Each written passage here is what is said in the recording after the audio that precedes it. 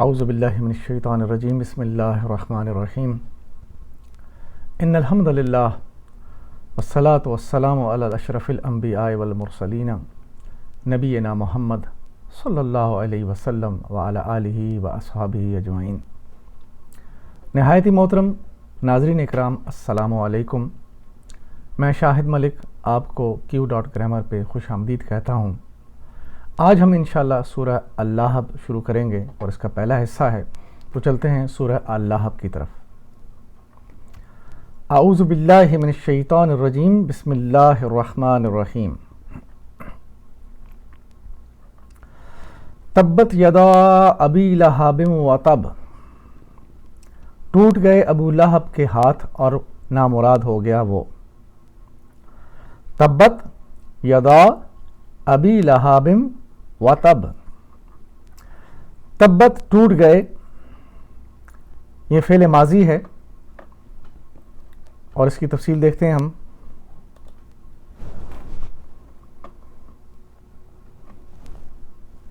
تبت مادہ اس کا ہے تا با با، اور یہ دلہ کے وزن پہ ہے۔ یہ دلہ کا فعل ہم نے اپنے افعال کی تعلیم میں اس کی پریکٹس بھی کی ہے اور اس کے نئے افعال بھی آپ کو دیے ہیں، اور جس مادہ میں ایک حرف دو بار آ جائے اس کو فعل مضاعف بھی کہتے ہیں۔ اور یہ باب اس کا ہے نصرہ۔ باب نصرہ کے حساب سے اس کا ماضی کا جو پہلا صیغہ ہے بنے گا تبا، مضارع کا پہلا صیغہ بنے گا یتبو، اور یہ نصرہ کی پوری گردان، اور نصرہ کی گردان اس لیے آپ کے سامنے دی ہے کہ تاکہ آپ دلہ کو نصرہ کے ساتھ میچ کر کے نصرہ کے جیسے گردان بنی ہوئی ہے اس طرح آپ خود بنائیے۔ فعل ماضی واحد غائب ہے اور یہ مؤنث ہے، یہ تبت ہے، یعنی نصرہ میں پہلا صیغہ ہے نصرہ نصرو، اور یہاں پہ ہے تبا یا تبو، لیکن ہمارے پاس آیت میں ہے تبت، تو یہ مؤنث ہے، اس کی تفصیل آگے آئے گی۔ ٹوٹ گئے دونوں ہاتھ۔ مذکر اور مؤنث کے لیے دیکھیں، ہم نے پڑھا تھا ہوا نصرہ، یعنی نصرہ کے اندر ہوا شامل ہے، اس کی ضمیر فاعل کے طور پر۔ ہوا واحد کی سب ضمیر ہے تو واحد آئے گا تو ہوا نصرہ، اور واحد فیمیل آئے گی تو یہ بنے گا ہیا نصرت۔ اسی طرح یہ دیکھیں مؤنث بن گیا ہیا نصرت، اور ہوا تبا کے حساب سے اس کا مؤنث صیغہ آئے گا ہیا تبت، تو یہاں پہ آئے میں شامل ہے تبت، تو یہ ہوا مؤنث۔ یدا دونوں ہاتھ، یہ اسم مرفوع ہے، اور اس کو دیکھتے ہیں اس کی تفصیل۔ یدا یدن واحد ہے اور یدان تثنیہ ہے۔ ہماری گرامر کی جو کلاسز ہیں اسم کی تعلیم، اس میں جب آپ جائیں گے تو اس میں جب عدد کے اوپر ہم نے پڑھا تھا تو واحد تثنیہ اور جمع۔ یدا یدن واحد ہے، یدان تثنیہ یعنی دو کا صیغہ، یعنی دونوں ہاتھ۔ یہ جمع مکسر ہے، لیکن یہاں پہ یدا پڑھیں گے، نون اس کا گرا ہے، اس لیے کہ یہ یدانے جو ہے یہ دو کا صیغہ اور یہ مضاف بنتا ہے، اور مضاف جو ہے وہ نون کی آواز جو ہے وہ اس میں اپنے ساتھ نہیں رکھتا۔ مؤنث سماعی، مؤنث سماعی میں ہم نے پڑھا تھا کہ جسم کی وہ اعضاء جو تعداد میں دو ہیں، مثلا یدن یعنی دونوں ہاتھ، عینن دونوں آنکھیں، قدمن دونوں پاؤں، اور اذنن دونوں کان، اور خدن دونوں جو رخسار ہیں، یہ سارے کے سارے جو ہیں یہ مؤنث کہلائیں گے۔ اسم کی تعلیم میں ہم نے جنس کی تعلیم جب پڑھی تھی مؤنث مذکر میں، اس میں ہم نے تین چیزیں پڑھی تھیں۔ گرامر کی کلاسز میں جب ہم نے جنس کی تعلیم پڑھی تھی جس میں مذکر اور مؤنث کی تعلیم تھی، اس میں تین جو کیٹیگریز پڑھی تھی ہم نے۔ ایک مؤنث اور مذکر حقیقی جس میں میل اور فیمیل کا تصور موجود ہوتا ہے۔ ایک ہے قیاسی جس پہ تا مربوطہ پہ قیاس کیا جاتا ہے کہ تا مربوطہ جس کے ساتھ لگ جائے وہ مؤنث ہوتی ہے، جس کے نہ ہو وہ مذکر ہوتا ہے۔ اور ایک ہم نے پڑھا تھا سماعی طور پر ہم نے سنا ہوا ہے، عربوں نے اس کو اسی طرح استعمال کیا ہے، یعنی کہ نہ تو یہ حقیقی مذکر اور مؤنث ہے، نہ قیاس ہے، اس میں تا مربوطہ بھی نہیں ہے، لیکن سنے میں یہی آیا ہے کہ یہ مؤنث ہے یا مذکر ہے، تو اس کو مؤنث یا مذکر سماعی کہتے ہیں۔ تو یہاں پہ یہ یدا جو ہے، یدان، یہ مؤنث سماعی ہے۔ جمع مکسر اور جمع سالم یہ بھی ہم نے پڑھا تھا۔ جمع سالم وہ ہوتا ہے کہ جس میں واحد کی جتنے بھی ترتیب ہے اس کے الفاظ کی وہ پوری قائم رہتی ہے، جیسے مسلموں یا مسلمن، تو جب یہ جمع میں جائے گا تو مسلمون، میم سین لام میم تینوں ایک ساتھ دونوں میں موجود ہیں، اس میں کوئی نیا لفظ نہیں ہے، کوئی کمی نہیں ہے۔ لیکن اگر واحد جمع میں جائے اور اس کے الفاظ میں کمی اور بیشی ہو جائے تو وہ ٹوٹ جاتا ہے، اسے جمع مکسر کہتے ہیں۔ جیسے یہاں پہ مثال دی گئی ہے رجل، تو رجل کی جمع ہے رجال، تو رجل کے الفاظ جو ہیں را جیم اور لام، لیکن رجال میں جائے گا تو را جیم اور بیچ میں الف کا اضافہ ہوا ہے، تو تب ہی جا کے بنے گا رجال، تو اس لیے یہ بن گیا یہ جمع مکسر۔ جمع مکسر کی دو قسمیں، ایک جمع مکسر عاقل ہے اور جمع مکسر غیر عاقل ہے۔ عاقل وہ ہوتے ہیں جن میں انسان، جن اور ملائکہ شامل ہیں، اور غیر عاقل ان کے علاوہ جتنی مخلوق ہیں اور جتنی بھی اس کے علاوہ جو چیزیں ہیں وہ غیر عاقل ہیں۔ تو غیر عاقل اگر جمع مکسر ہو تو اس کی جو صفت بنے گی وہ جمع کے بعد جمع ہونی چاہیے، لیکن یہاں پہ واحد آئے گی، جیسے الکتب الجدیدۃ، کتب جمع ہے اور جدیدۃ واحد ہے۔ دوسری مثال دی گئی ہے الاقلام، یعنی قلم جو ہیں، بہت سارے قلم جمع کی بات ہو رہی ہے۔ الاقلام الطویلۃ، تو اقلام جو ہیں یہ جمع ہے، یہ جو قلمیں ہیں یا پینز ہیں وہ طویلۃ واحد اس کی صفت آئی ہے۔ تو یہ رول ہے، یہ آپ اس کو یاد کر لیجئے۔ ابی لہابن، ابو لہب، اور یہ مرکب اضافی یہ کیسے بنے گا اس کی تفصیل دیکھتے ہیں۔ یدا ابی لہابن، یدا اس کے ساتھ ملے گا تو یہ دونوں مل کر یدا اور ابی لہابن یہ مل کر بنے گا مرکب اضافی، اور اس کی ٹپ آپ کو بتائی گئی ہے کتاب اللہ، یعنی نکرہ پلس معرفہ۔ تو یہاں پہ یادانی جو ہے وہ اس کا نون گرا ہوا ہے، اس لیے کہ مضاف ہونے کی وجہ سے یہ نون کو قبول نہیں کرتا، تو نون اس کا گر گیا، یدانی کے بجائے یہ بنا یدا، اور ابی لہابن جو ہے یہ بن گیا، چونکہ لہب جو ہے یہ اسم علم ہے، ایک مخصوص نام ہے، تو اسم علم جو ہے وہ بھی معرفہ ہوتا ہے، تو اسی طرح نکرہ پلس معرفہ مل کر مرکب اضافی بنا۔ اور مضاف کو جیسے میں نے عرض کیا نون کی آواز پسند نہیں، اس کے ساتھ تنوین بھی نہیں لگے گی، یہ بھی نہیں ہوگا کہ کتابن اللہ کبھی نہیں آئے گا، یا کتابن اللہ کبھی نہیں آئے گا، یہ بنے گا کتاب اللہ۔ تو اسی طرح مضاف کو نون کی آواز پسند نہیں، اس لیے اس میں سے یدانے سے نون گرا۔ ایک مثال آپ کے سامنے ہے، یہ باب المسجدی، باب جو ہے وہ دروازہ ہوتا ہے، اور اگر ایک باب ہو تو اس کو بابو، بابن، بابن ایسے کہہ سکتے ہیں، تو اگر ایک ہو تو یہ بنے گا باب المسجدی، مسجد کا دروازہ، لیکن اگر دو ہوں تو بابانے ہونا چاہیے تھا، لیکن مضاف میں نون نہیں آتا تو بنے گا باب المسجدی۔ اور اگر جمع زیادہ دروازے ہیں اس کی بات ہو رہی ہے تو کہا جائے گا ابواب المسجدی۔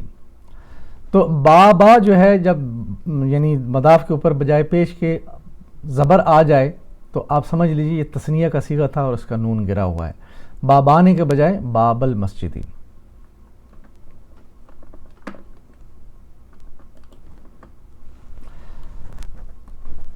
وَتَبَّتْ، اور ہلاک ہوا، اس میں واو عطفہ ہے اور تبا فعل ہے۔ تبا فعل دیکھیں، اس وہی فعل ہے جو پہلے گزرا ہے، تا با با، یہ دلہ کے وزن پہ افعال مضاعف میں سے ہے، باب نصرہ ہے اس کا، اور ماضی کا پہلا صیغہ بنے گا تبا، نصرہ کے وزن پہ۔ مضارع بنے گا اس کا پہلا صیغہ یا تبو، اور یہ دیکھیں نصرہ کی پوری گردان آپ کے سامنے، اور یہ دیکھ لیجئے نصرہ کے اوپر باکس لگا اور یہ بن گیا فعل واحد غائب تبا، وہ ہلاک ہوا۔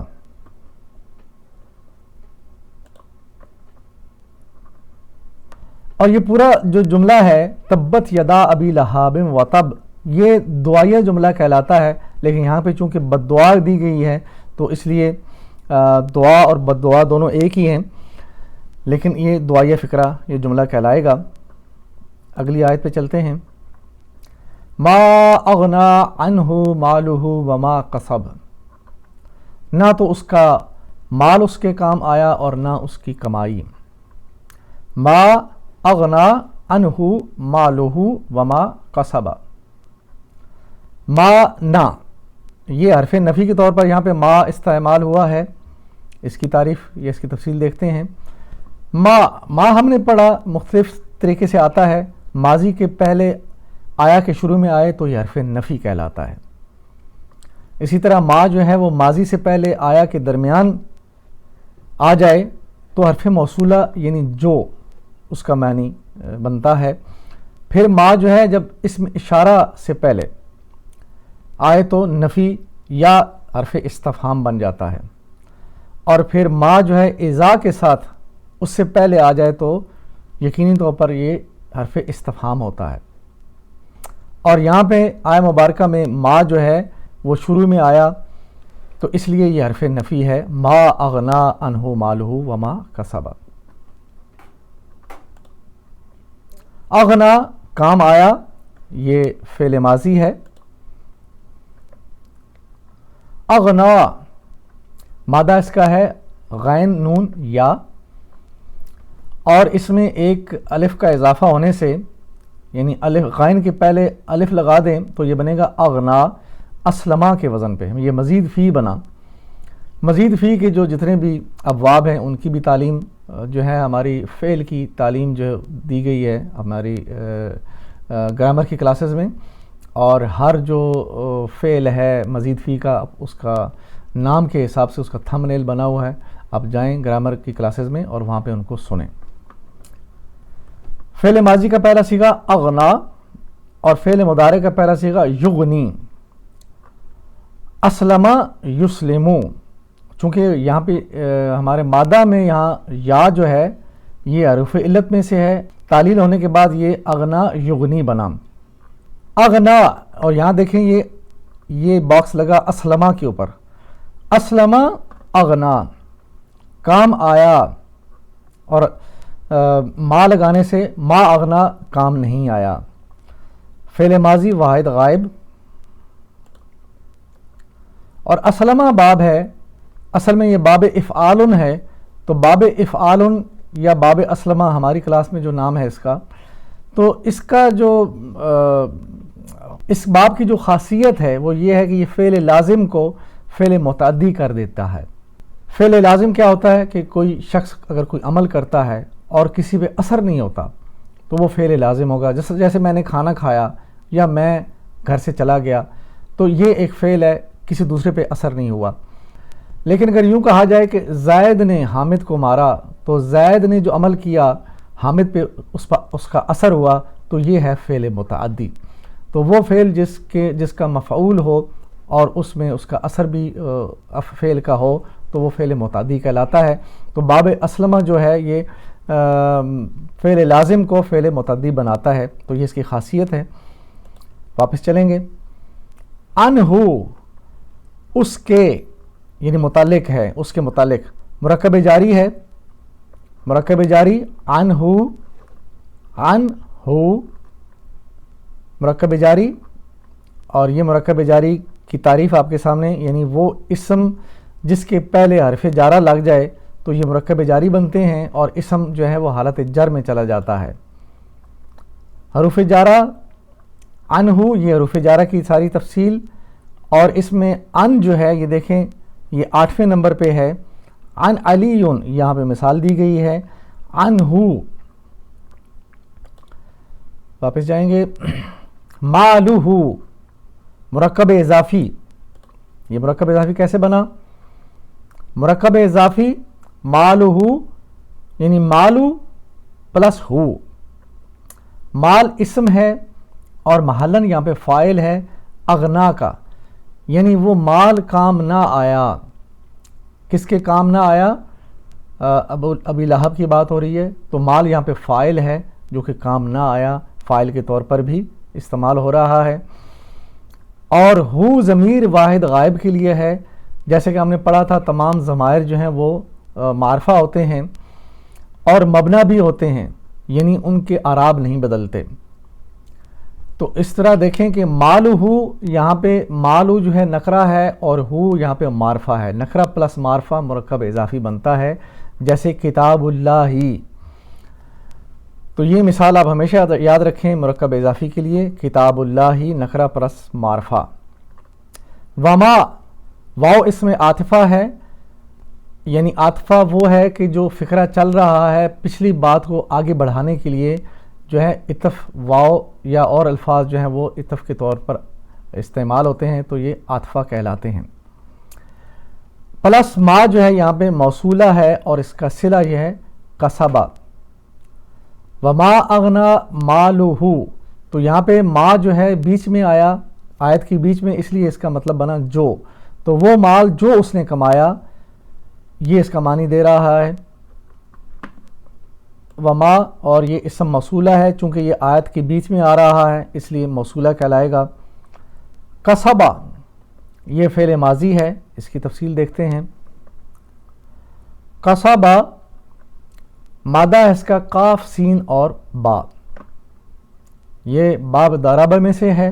باب ضربہ کے حساب سے ماضی کا پہلا صیغہ بنے گا کسبہ اور مضارع بنے گا پہلا صیغہ یکسبو، اور یہ ضربہ کی مثال آپ کے سامنے پوری گردان، ضربہ یضربو کسبہ یکسبو، اور اس کے حساب سے آپ ضربہ کی پوری گردان بنائیں، جیسے کسبہ کسبو، کسبتا کسبتم، کسبتو کسبنا، یکسبو یکسبونا، تکسبو تکسبونا، اکسبو نکسبو۔ یہ میں نے آپ کو پوری گردان بنا کے بتا دی۔ اسی طرح آپ خود یہ فعل جو آتے ہیں ان کی جو اس کا باب جو ریفر کرتا ہے اس کے ساتھ لگایا اس لیے جاتا ہے کہ آپ اس کی ساری کی ساری جو گردان خود بنائیں اور خود پریکٹس کریں، اور آپ دیکھیں کہ یہ فعل کا جو صیغہ ہے یہ کس جگہ پہ ہے، واحد ہے، غائب ہے، ماضی ہے، مضارع ہے، حاضر ہے یا متکلم ہے۔ تو آپ کو یہ اس لیے ساری تفصیلات بتائی جاتی ہیں تاکہ آپ خود پریکٹس کریں، اس کے ساتھ میچ کیا کریں تاکہ آپ اس کو سمجھ سکیں آسانی سے۔ کسبہ یہ دیکھیں ضربہ، یہ باکس لگا، یہ ضربہ اور کسبہ ماضی واحد غائب، یہ ماضی واحد غائب کا صیغہ ہے۔ واپس چلیں گے۔ الحمدللہ اس سورہ کی 2 آیات کور ہو گئی ہیں، اور آخر میں جیسے ہماری روایت ہے کہ ہمیشہ یہ دعا مانگنی چاہیے کہ اے اللہ ہمیں قرآن سے ہدایت لینے کی توفیق عطا فرما، اور پھر ہم اپنے آپ کو اللہ کے حضور پیش کرتے ہیں کہ اے اللہ ہم حاضر ہیں، میری زندگی کا مقصد تیرے دین کی سرفرازی، میں اسی لیے مسلمان، میں اسی لیے نمازی۔ میرے نہایت محترم ناظرین، میرے نوجوانوں، خصوصی طور پر نوجوانوں کو میں زیادہ ایڈریس کرتا ہوں کیونکہ نوجوانوں کے اندر ایک تڑپ ہوتی ہے، ایک لگن ہوتی ہے، ایک جذبہ ہوتا ہے کام کرنے کا۔ تو جب آپ اپنے زندگی کا مقصد بنا لیں کہ آپ نے اللہ کے دین کو سربلند کرنا ہے، تو دنیا میں بھی آپ خود سربلند ہو جائیں گے، اور آخرت میں تو یقیناً جو ہے کامیابی ہی کامیابی ہے۔ اللہ سبحانہ تعالیٰ نے اسی کام کے لیے کامیابی کی جو ہے وہ سندیں جو ہے اپنے قرآن میں نازل فرمائی ہیں۔ تو ہم دعا کرتے ہیں کہ اللہ تعالیٰ ہمارے اس کام کو قبول کرے، اور یہ بہت سارے جو ہمارے سننے والے ہیں اور اس سے دلچسپی رکھنے والے ہیں وہ اس سے سیکھیں اور آگے سکھائیں لوگوں کو، تاکہ یہ ان کے لیے آخرت کا توشہ بنے اور صدقہ جاریہ بنے۔